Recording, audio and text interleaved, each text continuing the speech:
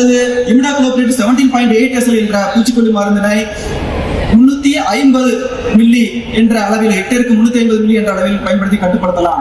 அல்லது உங்களுக்கு மரதாம்பு பயிராக இருந்தால் குளோதைடின் 50% WDG அப்படின்னு சொல்லக்கூடிய ஒரு பூச்சிக்கொல்லி மருந்தினை 250 கிராம் ஹெக்டேருக்கு என்ற அளவில் பயன்படுத்தி கட்டுப்படுத்தலாம். இவை எல்லாவற்றுக்கும் மேலாக கரும்பு இனப்பெருக்க நிறுவனத்தில் மேற்கொள்ளப்பட்ட ஆராய்ச்சி முடிவுகளின் அடிப்படையில் உருணை மருந்துகளான கார்போஃபிரான் 3GAவோ இல்ல வந்து ஃபிப்ரோனில் 0.3GAவோ இல்ல வந்து ஃபிப்ரோனில் 0.6G என்று சொல்லக்கூடிய பூச்சிக்கொல்லி மருந்தையோ நீங்கள் பயன்படுத்தி இந்த குருத்து மாவு பூச்சியை கட்டுப்படுத்தலாம். இன்னொன்னு கேட்டாங்க, ஆக்சுவலா வந்து நஞ்சில்லா கரும்பு விவசாயம் அப்படின்னு நம்ம பேசுறோம். இந்த நஞ்சில்லா கரும்பு விவசாயம்னா அப்படின்னா இந்த கரும்பு பயிருக்கு வந்து என்ன ஒரு அட்வான்டேஜ் அப்படின்னு பாத்தீங்க அப்படின்னா, இந்த பூச்சிக்கொல்லி மருந்துகளுடைய நிலைப்புத்தன்மை, அதாவது பெர்சிஸ்டன்ஸ் சொல்லி ஆங்கிலத்தில் சொல்லுவோம்.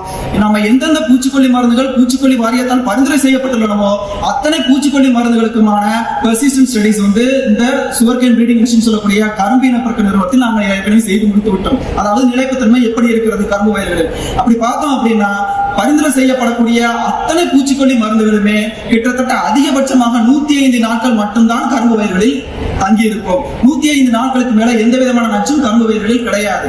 ஆகவே பூச்சிக்கொல்லி மருந்துகளை பயன்படுத்துவது எந்த விதமான தயக்கமும் இருக்க வேண்டாம். இப்ப இதே வந்து நம்ம வெஜிடபிள்ஸ் எடுத்துக்கிட்டீங்கன்னு வச்சுக்கோங்களேன், இல்ல வந்து ஏதாவது காய்கறி பயிர்களோ இல்ல எண்ணெய் வித்துக்களோ இல்ல வந்து நெல் பயிரோ இல்ல வந்து பருத்தி பயிரோ இல்ல வேற ஏதாவது பயிர்களாக இருந்தால் அதனுடைய வாழ்நாள் காலம் வந்து எப்படி இருக்கும், உங்களுக்கு வந்து ஒரு 150 நாள் தான் இருக்கும். ஆனா கரும்பு பயிரை பொறுத்த மட்டும் 10 மாசத்துல இருந்து 12 மாசத்துக்கு அப்புறம் தான் அறுவடை செய்யறோம். ஆனா நம்ம இந்த பூச்சிக்கொல்லி மருந்துகளை பயன்படுத்துறதுனால ஒரு 100 நாள் தான் அது வந்து நம்முடைய கரும்பு வயல்களில் இருக்கும். அதுவும் பாருங்க, நெக்ஸ்ட் ஸ்லைட் பாருங்க.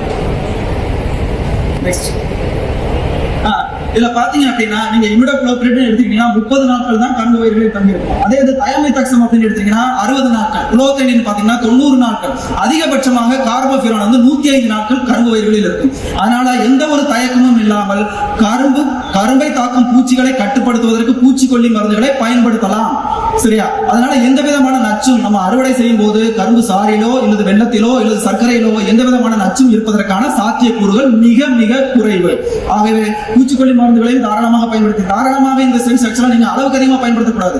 பூச்சிக்கொல்லி மருந்துகளை குறிப்பிட தகுந்த அளவில், இப்ப வந்து பாத்தீங்கன்னா 50 gram active ingredient per hectare சொல்லுவோம். ஆக்சுவலா வந்து ஒரு ஏக்கருக்கு ஃபார் எக்ஸாம்பிள் வந்து தயமிதாக்சம் சொல்லுவோம் 120 கிராம் பயன்படுத்தணும் அப்படின்னா 120 கிராம் மட்டும் பயன்படுத்தி பயன்பெறுமாறு இந்த வாய்ப்புக்கு நன்றி கூறி விடைபெறுகிறேன். நன்றி, வணக்கம்.